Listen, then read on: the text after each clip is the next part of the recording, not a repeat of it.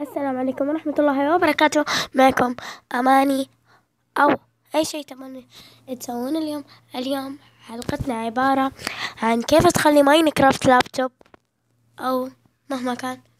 يلا نبدأ.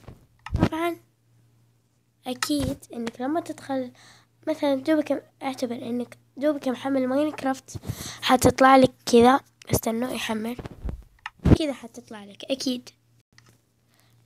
بس كيف تخليها لابتوب؟ هذا شرحنا اليوم إن شاء الله. في سلافي بيكون تحت الوصف إن شاء الله.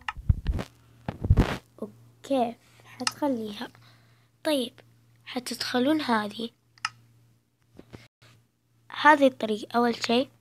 ثاني شيء تضغطون هنا واللي هي هذه، بعدين بتنزلون أكيد بتلقون ذي مقفلة صح، اضغطوها. حاولوا انكم تنزلون تحت، استنوا.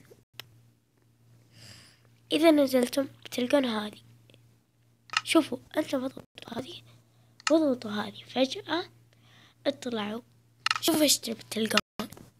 لابتوب، شيء مو خيالي، واقعي واقعي واقعي بمعنى الكلمة. ان شاء الله يعجبكم الفيديو، لا تنسون الاشتراك بالقناة واستمتعوا باللابتوب او اي شيء تبونه. مع السلامة، ان شاء الله يعجبكم الفيديو.